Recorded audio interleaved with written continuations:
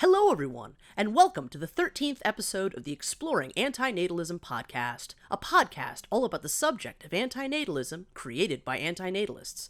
My name is Amanda Oldfan-Sukanik, also known as Federal Films on YouTube, and today I'm speaking with Sam from the Chicago-based group The Advocacy for Anti-Procreation, creator of the annual June 17th Antinatalist Holiday, AntiProcreation Day. So, hey there, Sam, welcome. Thank you so much for being with me today. Thank you so much for having me. I appreciate this. Yeah, absolutely. I'm glad we could finally make this happen. Okay, so we got a bunch of questions. I'll just kind of jump in and start. So you are, of course, the creator of the Advocacy for Anti-Procreation. Can you first off just tell me a little bit about what the Advocacy for Anti-Procreation is? Yeah. So the Advocacy for Anti-Procreation, shorter known AAP, is my baby. That's my heart. It's my meaning for helping others, and in a way, it's helping myself. I started this page because I was sort of offending too many people on my private page and with my antinatalist posts. And what finally set off my page's idea is a really good friend of mine that I've known for decades.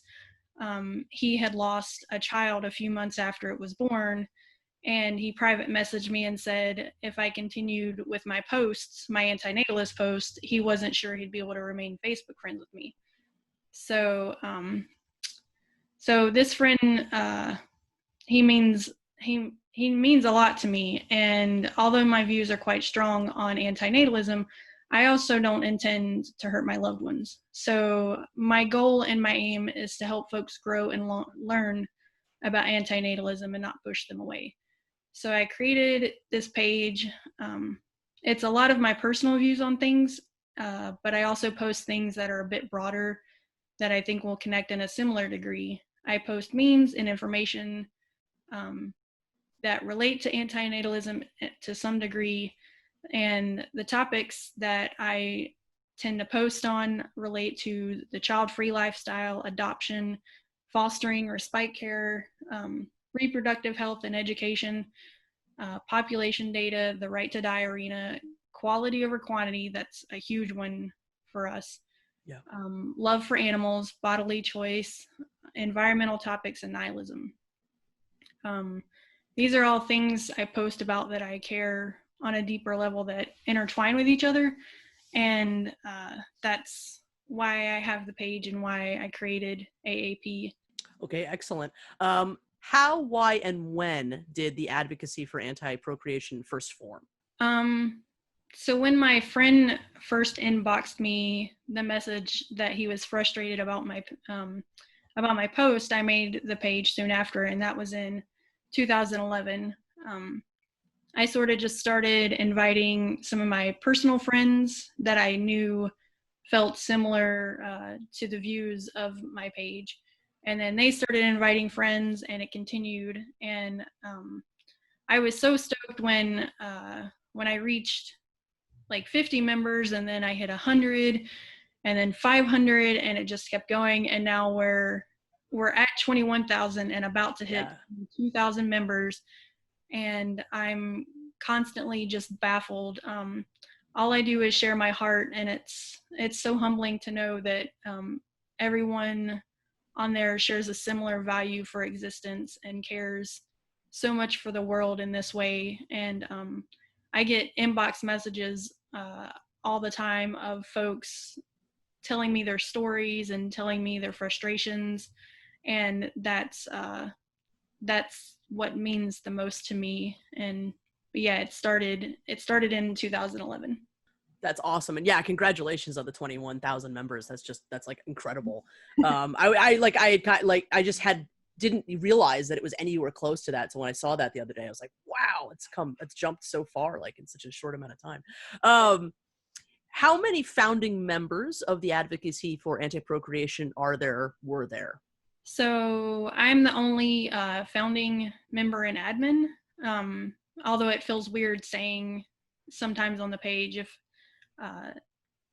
speaking in I usually speak in we terms. because I feel like this page is about all of us, and I feel I just happen to be the main person making the posts, or the person making the post, but I'm fully involved in all of our members' responses that happen. And so to me, it's a we process. And so I do post a lot of we type terms, we our type terms, but I am the main, I am the founder and the only admin. Okay, excellent. Did you and do you still do any forms of activism with the Advocacy for Anti-Procreation outside of the internet? Now, obviously, now I know that's really hard because of the times we live in, but I'm just very curious. Yeah, definitely. So my daily life is sort of an antinatalist activism. Everyone that knows me knows my thoughts and my views and my ideas that I have towards antinatalism. I make it very well known and always leave an open ear for anybody wanting to chat about it. I have business cards printed out, and I've passed them out before whenever like a random conversation happens on the streets. I've had conversations with folks on buses. I've had conversations with people just walking around, people random places, and it just happens naturally. You'd be surprised. Conversations I don't even start just happen, and so I'll have like business cards on occasion, and I'll give those out because you just never know, and it's always good to be prepared.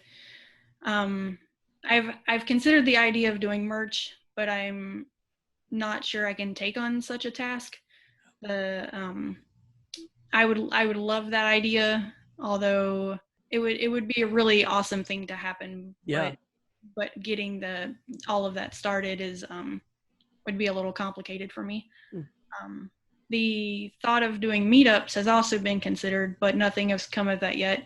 I'm not quite sure it's something I could take on alone, although you've chatted with me about creating a Chicago antinatalist meetup, and I think that would be super kick-ass.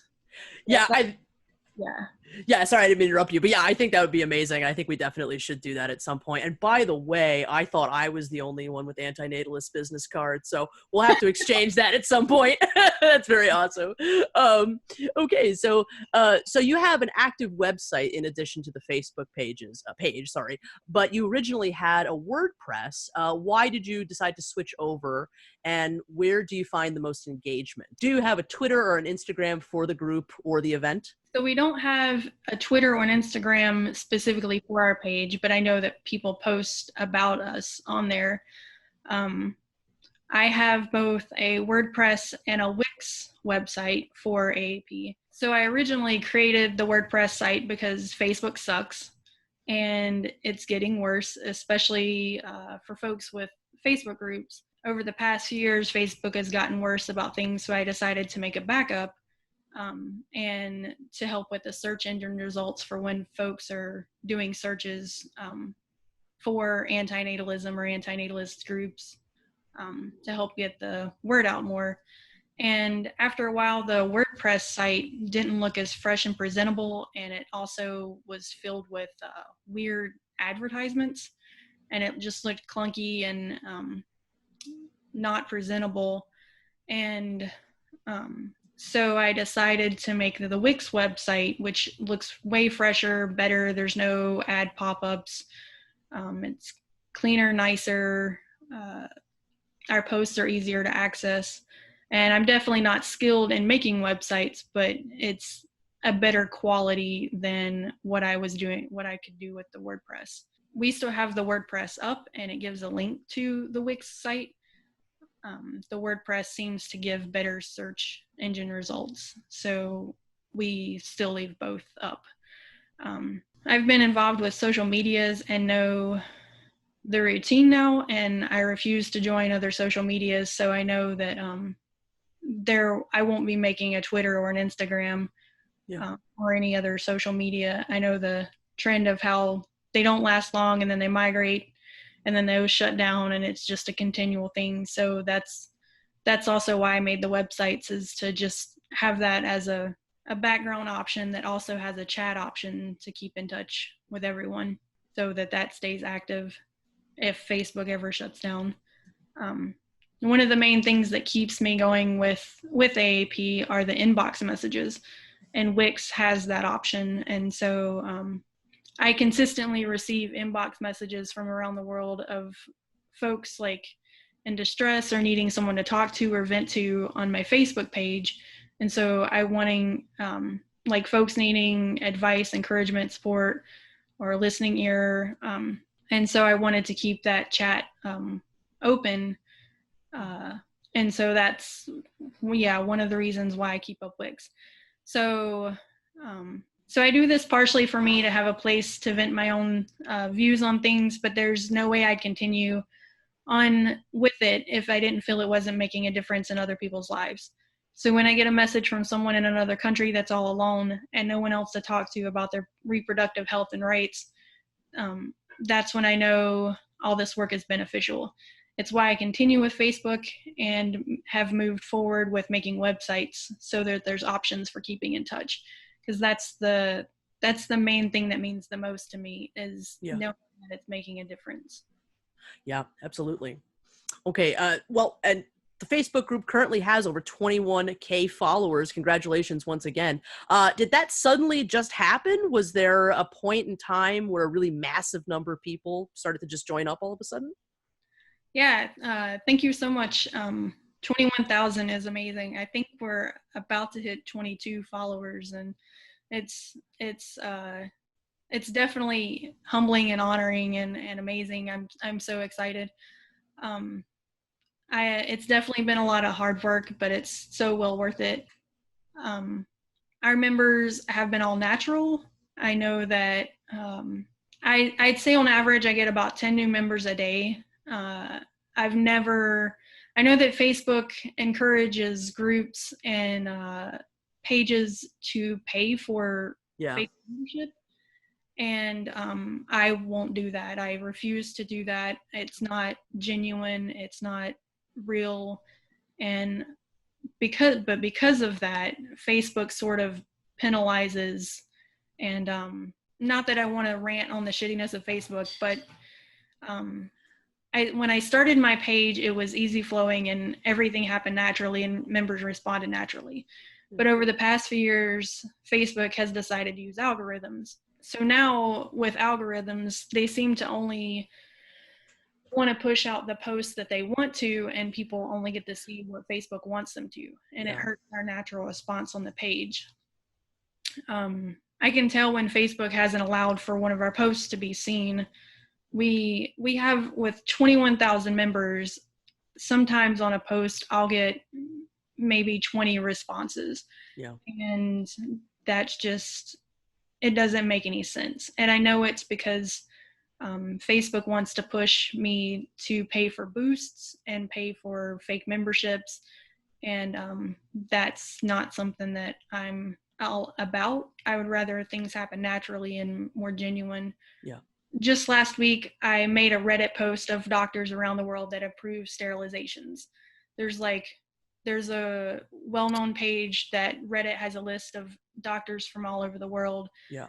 And you can enter at any time or take that information at any time.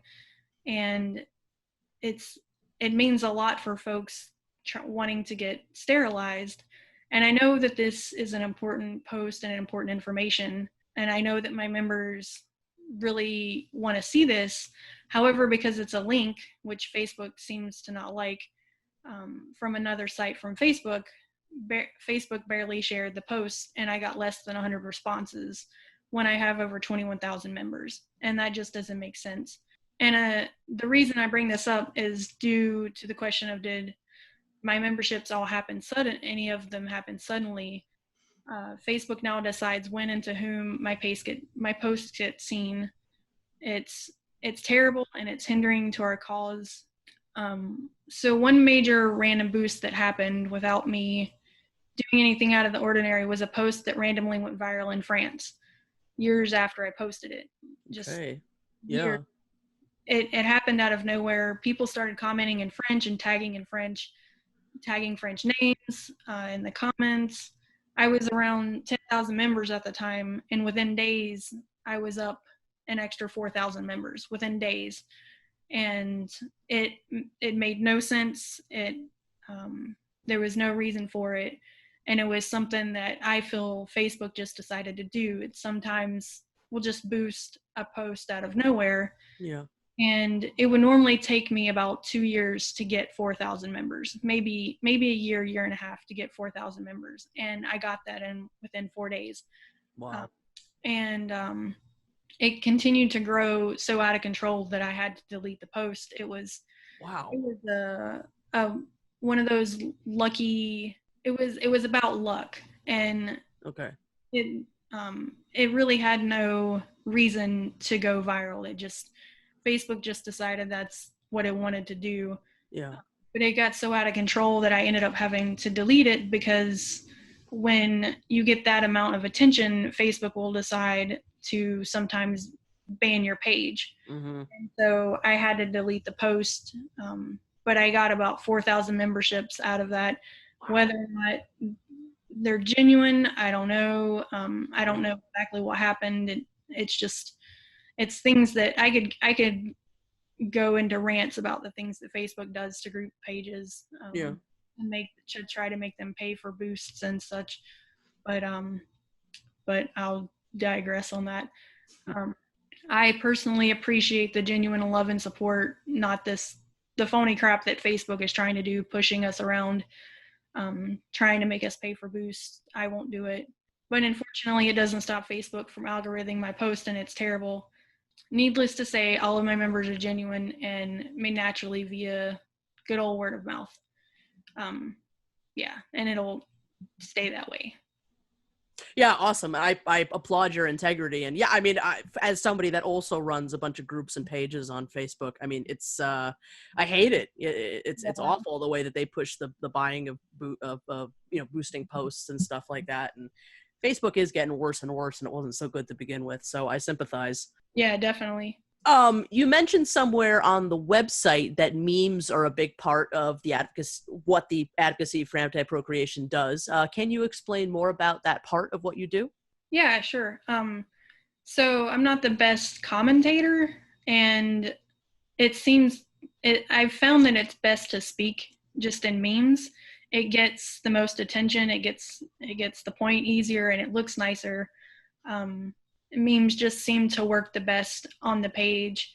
So I do try sharing links on occasion, but with Facebook algorithms, they hardly get noticed. If I share a link from another website, if I share a YouTube video, if I share any type of media about any other, and I have members that send me things all the time that I love sharing, and then I only get 1 or 2 responses, and I just know Facebook isn't sending those out to my members, and it hinders things, and I don't get to share what other folks are sending me unless it's a meme. So fortunately and unfortunately, I just stick to memes. They just seem to be received the best. I would love to share links and videos and things like that more, but mainly memes just seem to be the best. And yeah, that makes a lot of sense, especially under the circumstances that Facebook is like putting everybody in, because I mean, back in the old days, it used to be possible to like really boost views on YouTube if you posted on Facebook, and if you you could do all this cross-platform networking and platform building, and they've completely crippled that. So it's very sad, because for something that is an activist group or something that is for efficacy and stuff, I mean that could be a very powerful tool for us, but it's not on our side in those ways. In what ways do you see the AAP page on Facebook as being different than other antinatalist Facebook pages or groups? I think in a lot of ways, antinatalist sites were very similar. There are definitely a few things that we differ on. One, we aren't completely child-free necessarily. Mm-hmm. We encourage adoption, fostering, volunteering with children in respite care, which is working with families to help better in taking care of children. We believe in taking care of what's already here and adding to the quality of life, and that's something big for us, is quality over quantity. Yeah. If you're already here, we would love for that quality of your life to be boosted. So if you are someone that wants to take on the responsibility of raising a child in some form rather than creating, then it's an exceptional alternative that can be beneficial in great ways. And so we definitely encourage adoption and fostering and volunteering and respite care. We don't post as much on it though, because there's not enough facts about the cause, and most of the information that comes from it is more geared toward infertility. Okay. And it seems like most of the time, people, from what I've gathered from other sites, it seems like a lot of folks tend to use it as a last resort. Mm-hmm. Adoption and fostering is last resort instead of as a means to just take care of what's already here. And so it's something we encourage and push for if you want to have children, but it's not something that we get to post on a lot because there's just not a lot of information on it. It's usually about infertility people and used as a last resort, and it's really sad, but it's something that we encourage. Two that I found different is I don't allow drama. Yeah. I've noticed on other pages they encourage more of a hatred towards spawners and allow drama. Oh yeah. I allow that, and I try to rope it in as possible. I prefer intellect, and I prefer genuine communication rather than hating on each other. And it's not all pages, but I have noticed it on some that they are okay with that kind of thing, and that's not something I really allow. I don't think it gets the cause ahead. And then the third is I allow folks of all types on our page. We don't discriminate. If you can respectfully put up with our anti-spawning posts, you're more than welcome to hang around. If you can put up with our insanity, then why would I tell you to leave? It doesn't make any sense. In all my years of running AAP, I've only ever blocked 3 people, and that's because they were being basically hate-filled trolls. Otherwise, everyone is welcome. It's crazy. Even just the other day, I got an inbox message demanding me that I ban breeders. And I told them that that's not something that I do, that I welcome everyone. And they didn't take too kindly to that response. But it is still something, and will always be our loving stance, that we welcome everyone. How can we ever grow if we block ourselves off and live in a bubble? Yeah. Our antinatalism stance and reasoning is strong. So we have so many valid points, and that's why I feel like AAP has so many members of all varying lifestyles, including spawners, that agree and remain active members, and we welcome them always. I'm not going to push anyone away that wants to deal with what we post. So it just doesn't make any sense, and so everyone's welcome. Okay, yeah, I think that's an excellent stance. So now I'd like to ask you about Anti-Procreation Day, which is your event that you run annually. At what point in the Advocacy for Anti-Procreation's existence did the idea for Anti-Procreation Day first come about? Yeah, so I really love this event. I think it's a great idea and a great holiday. We started this in 2013. It was 2 years after creating AAP. I thought it'd be fun. This was during a time where I thought it'd be fun to have some guest moderators. And so I had a few, maybe 4 or 5. And one of them was named Dan. And Dan thought of this event idea after us tossing around some boosting ideas. And his birthday is June 17th. And so we went with that, finding it humorous that a birthday would celebrate antinatalism. And so we all owe it to Dan. Thanks, Dan. Thanks, Dan. Okay, I love that story. I'm glad to finally know the truth. 2017 was the first year, it seems, that the event had a Facebook event page. But when exactly was the first year of Anti-Procreation Day? Yeah, so 2013 was the first, but Facebook didn't seem to archive that event. Mm. So if you go and look at our on our page, on our Facebook page of our events, you can see that it starts with 2014, but we had a 2013, but I don't know why it didn't get saved. I don't know if Facebook wasn't saving them back then or what happened, but yeah, we started in 2013. Okay, a lost year. So how many years has the event been running then, officially? So yeah, this is our 8th year. I must admit, though, with Facebook hindering events the way that they do, I'm pretty sure everyone's witnessed this. They have so many changes to event pages, and you can't even see when people are on it anymore. You have to be friends with them to be able to see how many people are on it, and it's just, and then they set up algorithms against us. So the response has been lower the past couple years, because I think mainly because of that. I think our event could get so much more boost. Yeah. But Facebook doesn't seem to want to push those or push events. It's like they're almost discouraging them. So it's been difficult pushing the boost for our holiday. I go off of members' responses, and it hasn't been getting the boost that it has in the past. And I feel like because of those Facebook reasons, that's a huge underlying reason. Yeah.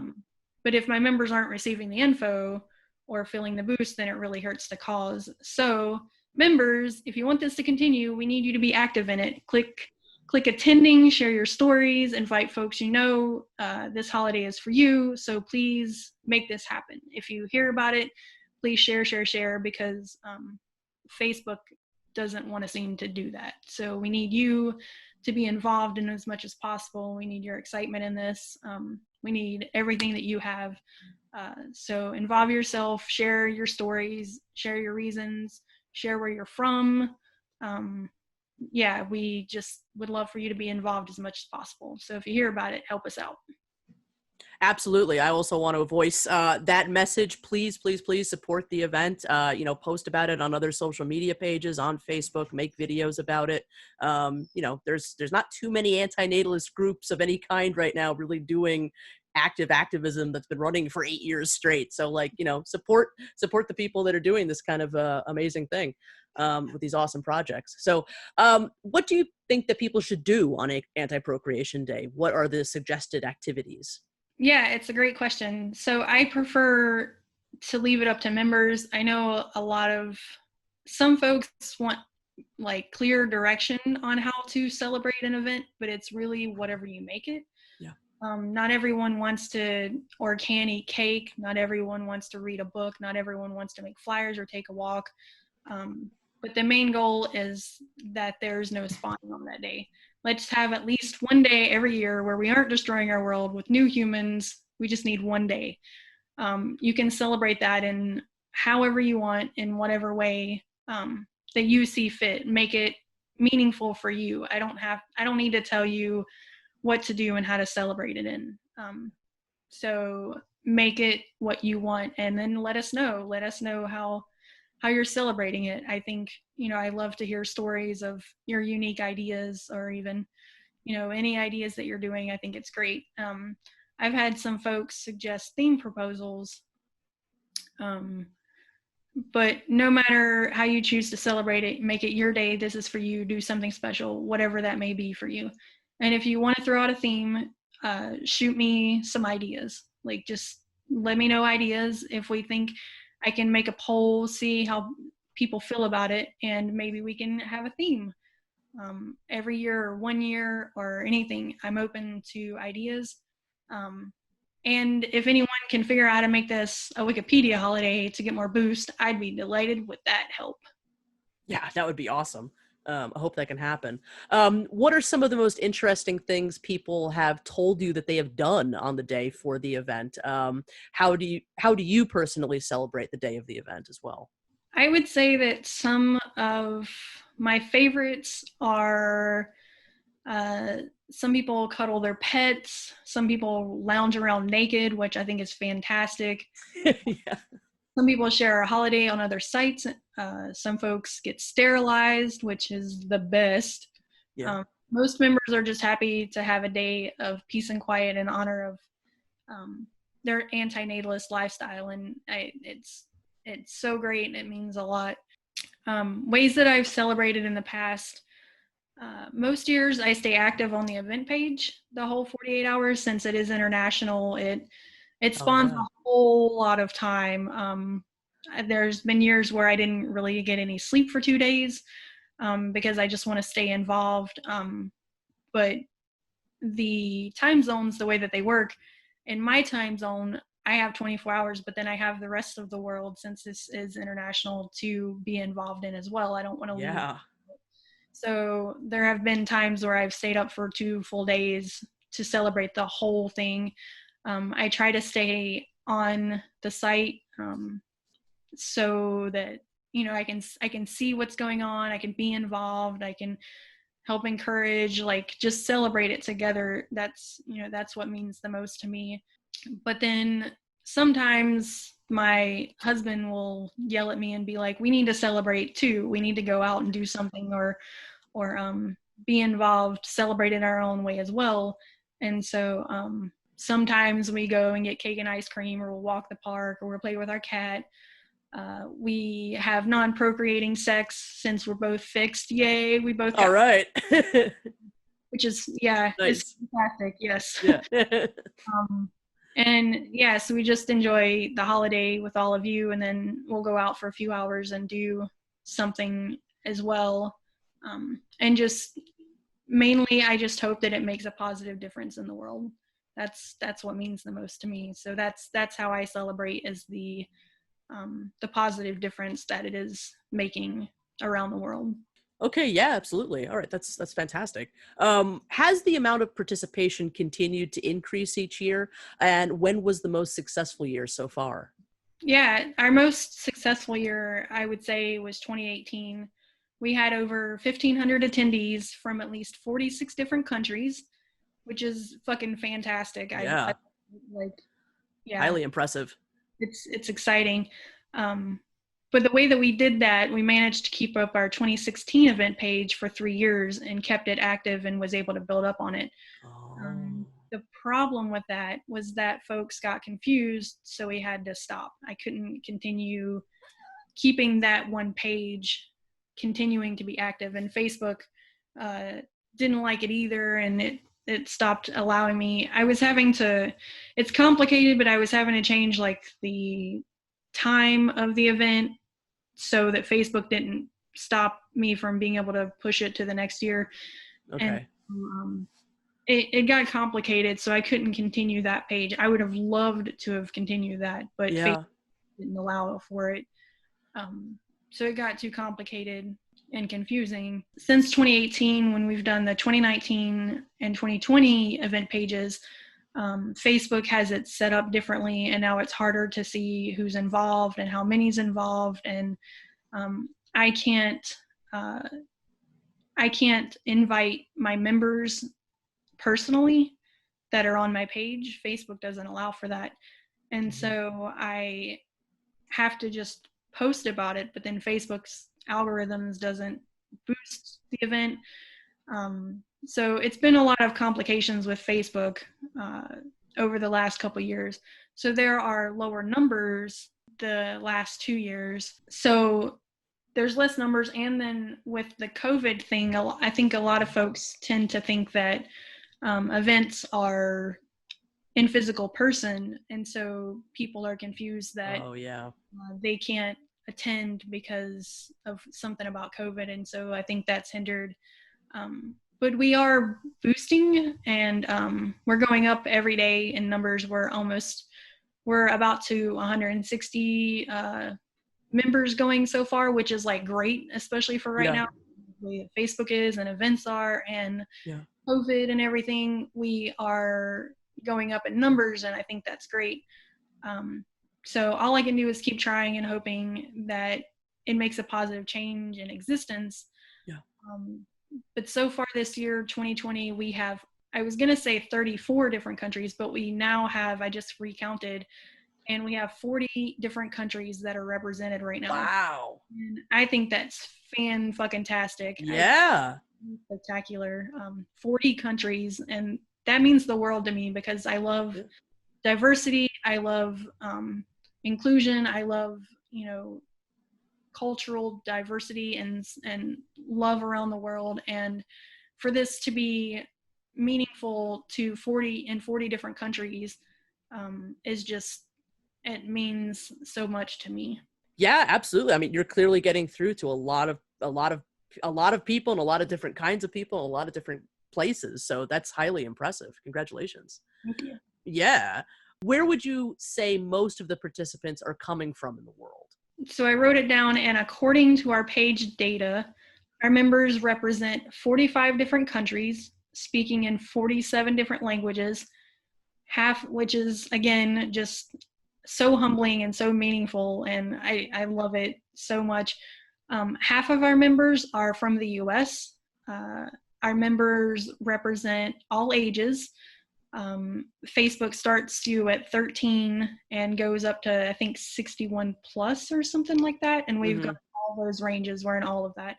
And all genders. We represent all types of genders. And so age ranges, genders, countries, languages, it's all around the world. It's fantastic. I'm so proud to have such a diverse group involved in this holiday and this cause. And it means so much. Yeah, absolutely phenomenal. Can you speak a little bit about the translations that have been done so far for the AAP? Are you still looking for people to do translations? I'm always looking for translators, always. I love diversity, as I've said, and I aim to connect with as many folks in the world as possible. In the past, I've been able to get translations in many languages. I think there was the 2018 event where I was able to keep up 2016, 2017, and 2018. I think I had it translated in about 8 or 9 different languages for the annual event. But it's been difficult to keep that up because every year we have to get a new Facebook page, event page, and then we have to get it retranslated again. So I can't translate them on my own because online translations are iffy. Yeah. It's just not something that I could do that I think would be, at least right now, hopefully, as things go on and translations online continue to get better, that'll be something I can do at some point on my own. But if anyone is interested in translating the event, just message me. I'd be honored to have you, and I'll put you immediately onto the event page. So if you know any other language besides English, just let me know, and I can I'll get you onto the event page, and it'd mean so much. Sweet, that's awesome. Has the event so far received any press or media attention ever? So yeah. We've been shared on YouTube, Reddit. Yeah, Forever Wolf Films YouTube, especially. Big fan. Hell yeah. Yeah, and we've been on Reddit. We've been on Facebook, EventBoo, allevents.in, Eventerbee, blogs. Pretty certain we're shared on Instagram and Twitter.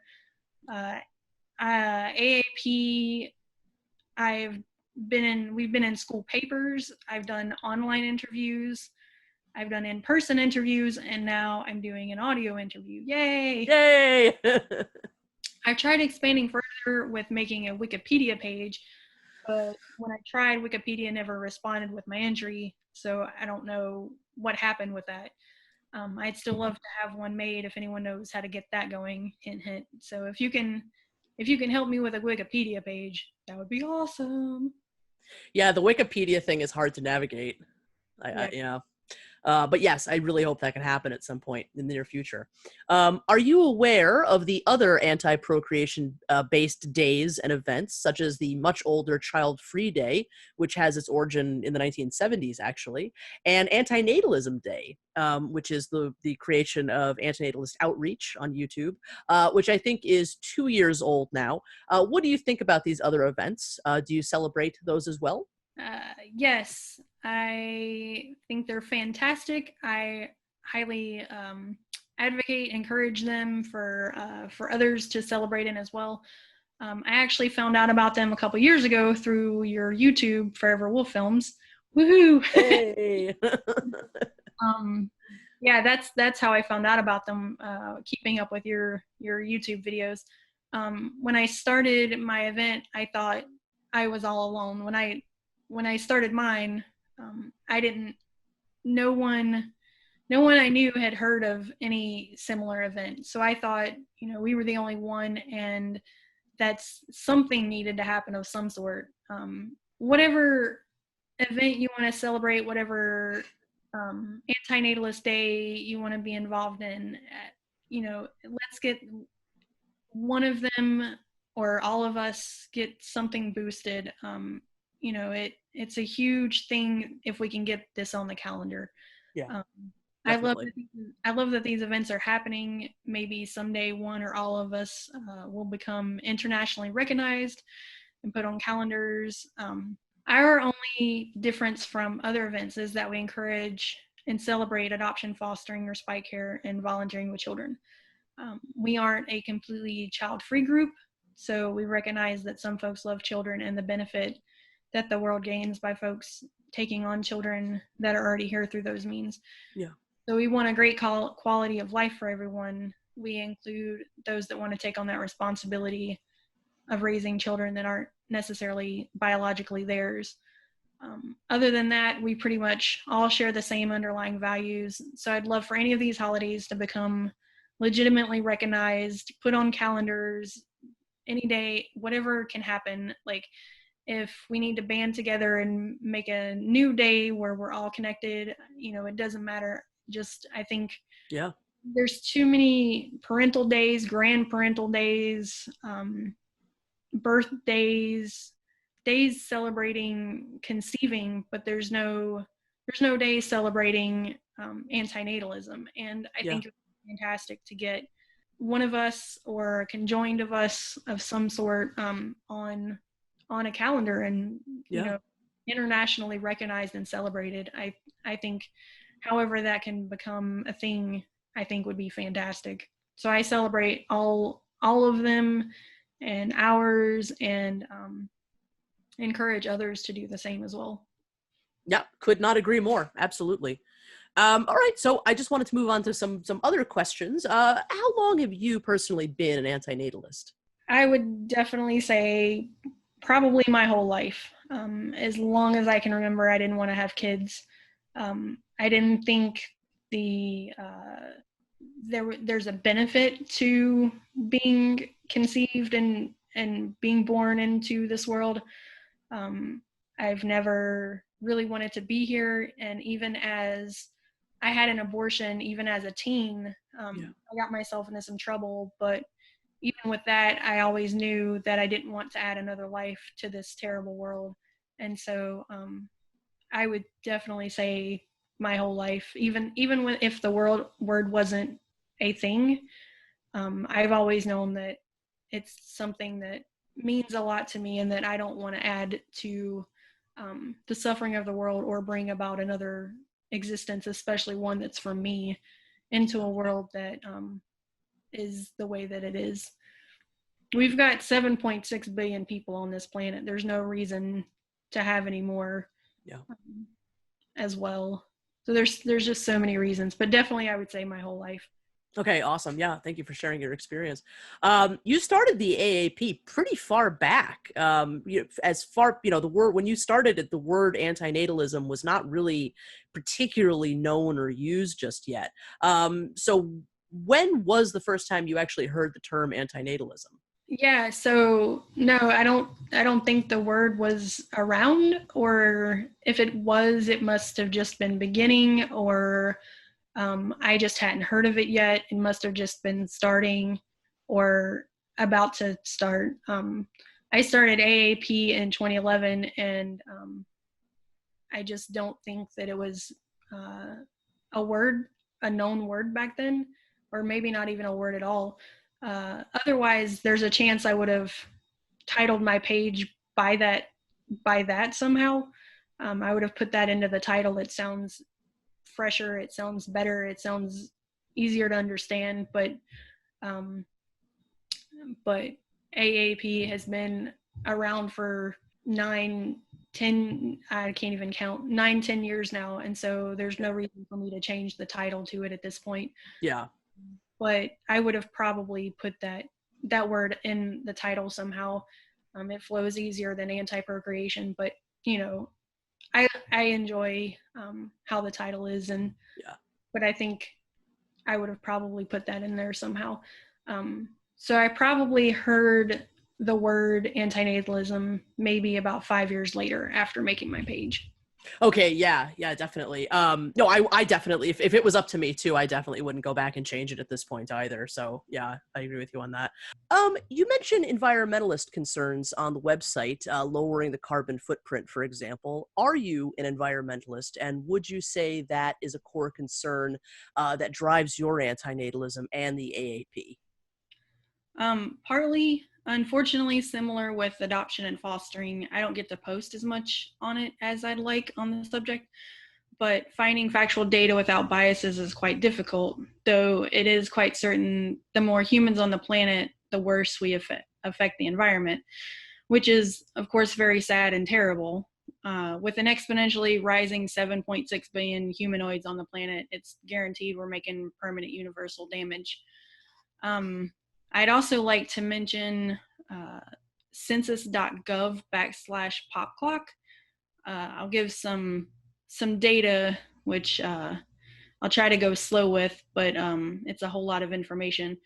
The media likes to use the term birth rate and to make it seem we aren't as bad on overpopulation as it seems. But what they aren't talking about is net gain and net loss. Birth rate only accounts for number of babies per household being born. Yes, each household is having less babies than 100 years ago, but what they aren't accounting for is how many people are having babies now. Rough estimate, and I'm just coming up with numbers, but 100 years ago, let's say we only had a billion people on the planet. Those billion people were having an average of 10 babies per household. And I'm just coming up with a billion. But now it's 7.6 billion people having 3 babies on average. And so the net gain and loss is also considering death. Birth rate doesn't consider death, and it doesn't consider how many people are on the planet having babies currently. So folks are living much longer than they were 100 years ago. And so to calculate all that, I'm going to throw out some numbers. If you go to the census website and calculate a minute's worth of change, we are exponentially net gaining at a rate of, and I'll try to go slow with this, 149 people net gain every minute in the world. For every hour in the world, it's 8,940 people. And this is considering deaths, the length of your life. For every day in the world, for every 24 hours, it's 214,560 people net gain on the planet. And for every month in the world, we have 6,436,800 net gain for every month around the world. And this is considering, of course, deaths. So we are averaging a net gain of a population of 6.5 million extra a month in the world. This is absolutely not the same as birth rate, and this exponential net gain is guaranteed to be causing permanent universal damage on our environment. Okay. Do you also consider the AAP a right to die advocate group? Not necessarily, but the page is a part of me, and a part of me heavily advocates for the right to die arena. Yeah. Having a say over your life and how it ends should be of utmost importance. And especially, and this is how it ties into antinatalism, which is advocate for quality over quantity. And quality is so important. And to some of us, we never wanted to be born, and some of us never wanted to be here. We didn't get a say over being born, but we should have a say over how we die, and we should have legal, peaceful options for that. It's something that's huge on my heart, and I think it definitely ties into AAP. So I don't post as much on it, but it's definitely something that ties in very well. Okay, yeah, absolutely. Same for myself as well. You also talk about nihilism in your group description. Can you tell me a little bit about your position on that? Yeah, again, that's another facet of my life. I love nihilistic humor. Yeah. It's not something that I post on often, but there are definitely other members who agree with the nihilistic posts that I share. People get it. They understand and agree this world is shit and pointless. And I think more agree with it than let on in the world. I think people hide behind all types of coping mechanisms, but when you allow yourself to really truly think about existence, deep down, most people will agree on some level that it makes no sense and there's no point. And I think that reflects into antinatalism. Okay, interesting. Do you follow antinatalist news and happenings much on social media, and otherwise, do you actively read many antinatalism-related books or other types of media? I come about things here and there in my daily life. I'm not certain there's any specific thing I follow for specific news or updates, but I do absorb them in my daily life. And I do occasionally hear about books. And when I do, I'll post about them. Again, Facebook, sharing links, it doesn't always get the boost that it deserves. Yeah. But there is one book that we've backed and we're in the thank you credits for, and that's called Isley, The Quest to be Baby Free. And it's a really good book. Nice. Well, congratulations on that. Well, that's awesome. I hadn't heard of that. I'll definitely go check that out. Do you think that antinatalism should lead to extinction? Do you see that as being the ultimate goal? I think we have a varying degree of members, some that are pro-extinction and some that just want population sustained. I personally wouldn't mind if the world went completely extinct of humanity. We seem to do nothing but make the world worse. And what would it matter to us if we were no longer here anyways? I doubt the animals or plants would mind. It's really only humans that seem to make existence a definition. Nothing else in the world cares if we're here or not.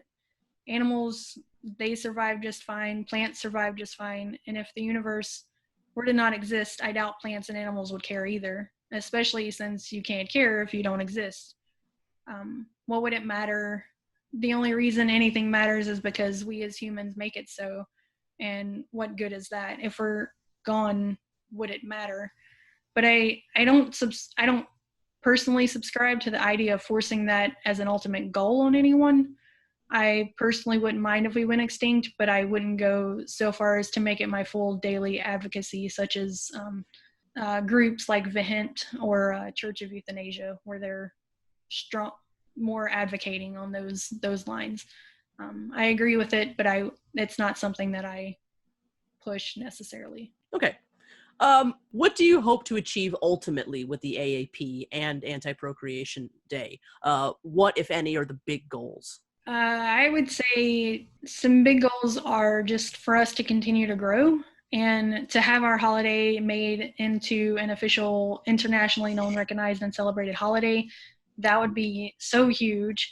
Or any of us antinatalist holidays, for something to get, internationally recognized. There's far too many birth and parental recognized holidays, like I've said, and we just need an antinatalist day of some sort for the world to celebrate in. And another goal would be for this page to continue to benefit the world. I don't need to be a face in front of it. I want the page to reach out itself, and I just want to reach the world and for all to know we're here and we're more than our reproductive organs. Your inbox messages mean so much to me. Your struggles, your pain, your inquiries, your anything that your responses, even on the page, just funny comments, everything. It means so much to me, and so that's why I continue. And that's just a goal to continue, is to just continue reaching the world. And we're not our reproductive organs, we're so much more than that. And I can only hope that we just continue to grow, and for that love to continue to be shared and supported for all of you. And that's my goal and what means the most. Okay, beautiful. What's the biggest thing that people can do to help make the event and the group grow? Share, just share in all aspects in whatever way you can. And then when you share that link with us, and then we can share that back to everyone. And translators, we could use your help, like I said earlier. And if anybody can make us a damn Wikipedia holiday page, that would be huge. Like, please, we need some help in that. I know somebody out there has to know how to make a Wikipedia page. Someone out there's got to know. Yeah. So hopefully that's something that can happen soon. Where can people find the AAP and more info on Anti-Procreation Day? Do you have anything else that you wish to plug? So for anyone interested in joining, you can find us on Facebook at Advocacy For Anti-Procreation. Our event page is Annual International Anti-Procreation Day. You can also find us on Wix and WordPress. And to plug, I'd just like to thank you for this interview. Yeah. Everything that you're doing on YouTube at Forever Wolf Films. It's so helpful to the cause. And if anyone doesn't know, Amanda's a huge advocate for this arena and has been so helpful in so many ways. Amanda's worked tirelessly for years to attempt getting antinatalism into the dictionary. The word antinatalism, which is a negative value on birth, on conception and birth. And if you can help in that process in any way, please contact Amanda or Forever Wolf Films so that can become a thing. We need to get this word into the dictionary. It'd be huge. And I would just like to close with saying thank you for this interview, and to everyone for listening. May we make antinatalism widely known, accepted, and encouraged. Much love to you all. Thank you so much, Sam, and thank you for saying all that. That's very, very, very kind and generous of you. It is my honor and my privilege and my pleasure to do everything that I do for the subject of antinatalism. It's been a pleasure speaking with you today. It's been a pleasure watching the AAP grow and Anti-Procreation Day grow over the years. I want to thank you so much for everything that you do. You are an inspiration. Congratulations on 8 years strong on Anti-Procreation Day, and may it continue on and on and on. And everybody please go support the event. And wonderful. Thank you so much again for being here. Thank you so much for having me. I super appreciate it. Please visit the Advocacy for Anti-Procreation on Facebook. And good news! She caved, and the Advocacy for Anti-Procreation now has both a Twitter and an Instagram. And remember, Anti-Procreation Day is June 17th. It's that time again. It's time for the annual Why Are You an Antinatalist contest, now in its 6th year. For the last 5 years, antinatalists, both established and brand new, have been submitting videos and written responses explaining their answer to the question, why are you an antinatalist? This year's contest will host 3 categories: videos or written responses from established antinatalists, videos and written responses from new antinatalists, and video and written responses from people making an argument against antinatalism. All forms of anti-procreative peoples are welcome to submit, be they child-free, vehement, ethicist, or Antinatalist. I'm starting the contest early this year, and we will run longer than usual. Can't wait to see everyone's submissions this year. If interested, visit my YouTube channel, Forever Wolf Films, for more information. Thank you for listening to the Exploring Antinatalism Podcast. Once again, this has been Old Fan. You can find me at Forever Wolf Films on YouTube, as well as keep up with my daily antinatalist news updates at Antinatal News on Twitter. Please follow the podcast on Facebook, Twitter, and Instagram, and email us at exploringantinatalism@gmail.com. The podcast can be listened to on our YouTube channel, Exploring Antinatalism Podcast, as well as Buzzsprout and iTunes. We also have a new website still under construction, www.exploringantinatalism.com. Podcast artwork donated by the incredible Life Sucks. All the best, and bye for now.